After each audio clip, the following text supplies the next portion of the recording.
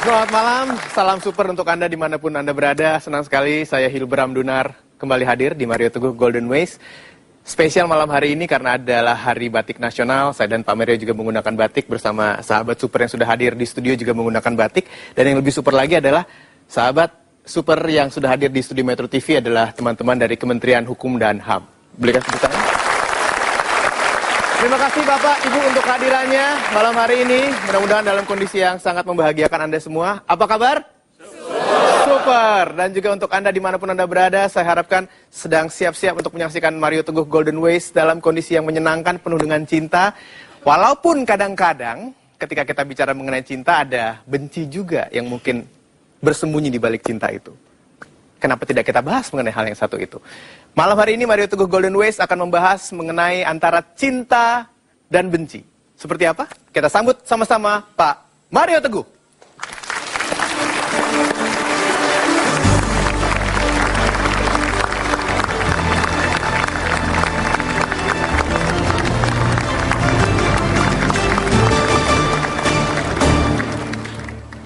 Sahabat-sahabat saya yang baik hatinya, selamat malam. Assalamualaikum warahmatullahi wabarakatuh. Waalaikumsalam warahmatullahi wabarakatuh. Dan salam sejahtera bagi kita semua. Malam ini kita bertemu. Handsome sekali, beautiful, semua berseragam. Dan ini seragam nasional kita, batik. Sahabat-sahabat saya yang super, kita bicara mengenai antara cinta dan benci. Dan banyak orang mengatakan benci itu sebetulnya singkatan dari benar-benar cinta. Kata orang Jawa, ojo terlalu geding, jangan terlalu benci karena nanti kamu mudah jatuh cinta. Wajar sekali karena orang yang membenci selalu ingat yang dibencinya. Seperti orang cinta, selalu ingat orang yang dicintainya. Nah malam ini kita lihat apa saja yang menjadi sumber kegalauan dalam hubungan cinta. Dan apa yang membesarkan dan menumbuhkan kita di dalam cinta. Itu. Terima kasih. Ya, baik, terima kasih. Saya awali pertemuan kita dari sebuah pertanyaan Pak Mario. Yes, ketika kita bicara mengenai cinta, rasanya terkadang kita melihat kepada diri sendiri, Pak. Oke. Melihat kepada diri sendiri, apakah kita sudah pantas menjadi pribadi yang dicintai? Ada ketidaknyamanan di situ. Karena kita ragu-ragu apakah kita menjadi pribadi yang benar untuk bisa dicintai, pantaskah kita mencintai orang, mampukah orang lain juga cinta terhadap diri kita sendiri? Ketidaknyamanan ini bagaimana, Pak? Harus kita pahami. Terima kasih, Mas Hilbram. Yang menjadikan banyak orang minder itu bukan karena kita kurang uang, kurang tinggi pangkat kita atau kurang kewenangan, tapi kadang-kadang merasa kurang pantas untuk dicintai, disayangi. Bahkan anak ada yang bertanya, apakah aku seimbang di keluarga dengan saudara yang lain? Karena ada orang tua yang melebihkan kasih sayang kepada anak yang lain.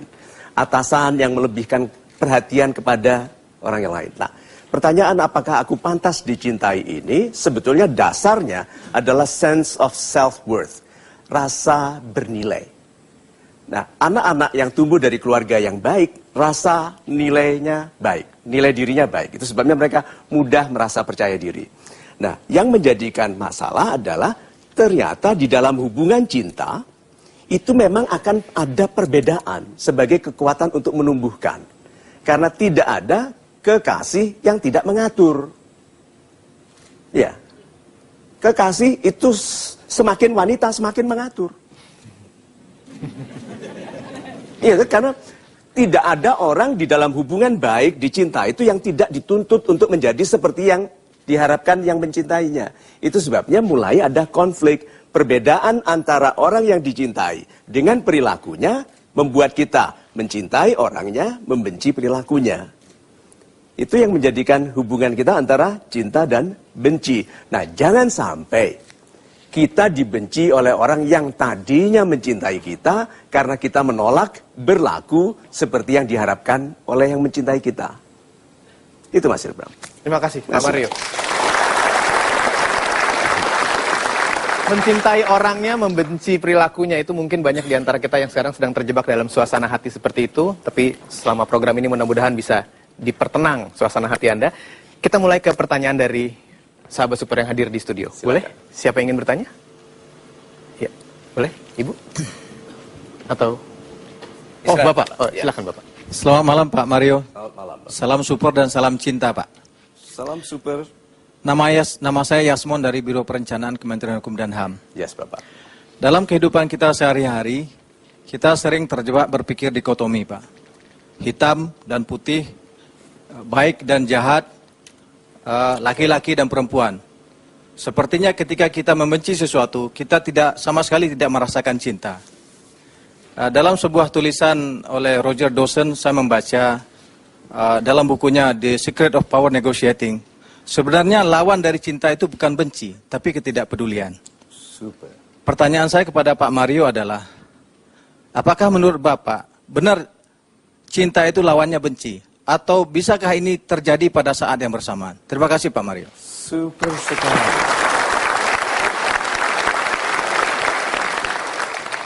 Yang mematikan api itu air, yang mematikan cinta adalah kekasaran.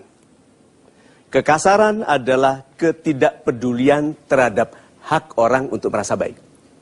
Yaitu ketidakpedulian atau pengabaian.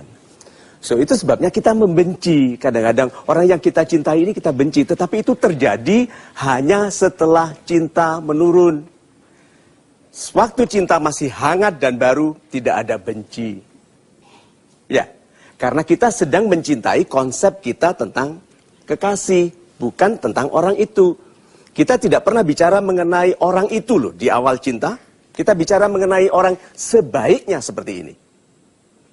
Itu sebabnya kita tidak melihat kesalahan. Itu sebabnya kita tidak mempan nasihat. Walau dinasehati seperti apapun oleh orang tua, kita tidak lihat.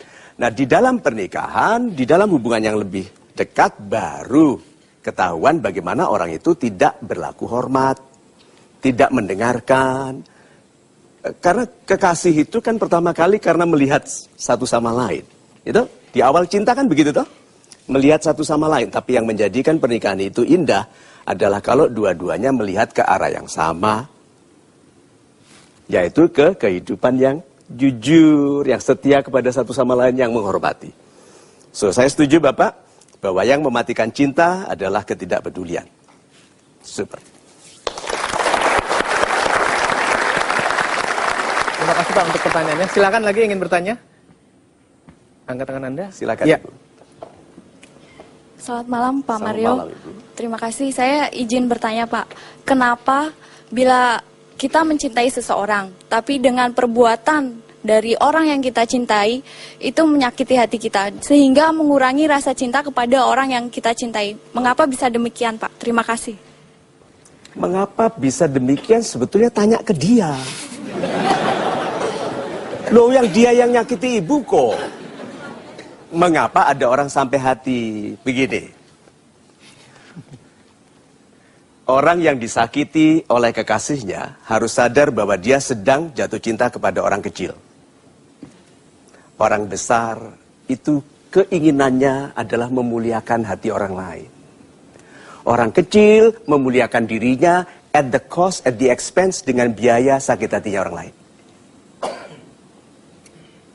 Jadi Anda tahu, Anda sedang jatuh cinta kepada orang yang tidak sesuai bagi kebesaran masa depan Anda. Ibu kan akan menjadi pribadi besar toh di masa depan? Iya.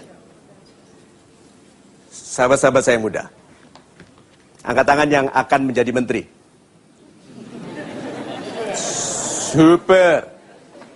Yang ini agak takut-takut, kenapa? Ada atasannya yang memperhatikannya. Tahu keindahan dari masa muda adalah tidak tahu itu tidak mungkin. Itu sebabnya mereka jadi. Karena tidak membatasi diri oleh yang pendapat orang lain tidak mungkin. Itu sebabnya angkat tangan. Ibu, apakah ibu suatu ketika akan menjadi orang besar? Yes. Jadi kalau begitu, abaikan hal-hal kecil, sakit-sakit hati kecil. Kalau disakiti oleh kekasih, katakan begini. Bagaimana kita bisa menjadi sahabat seumur hidup kalau kamu tidak ramah kepadaku? Lalu ingatkan gini, Kakanda. Katakan itu, kata Pak Mario. Bukan kurangnya cinta yang merusak kebahagiaan, tapi tidak cukupnya persahabatan. Lalu katakan, itu.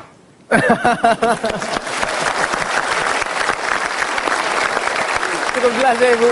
Super sekali, baik. Anda jangan kemana-mana, kami akan segera kembali sebentar lagi tetap di Metro TV, hanya tentunya di Mario Teguh Golden Ways.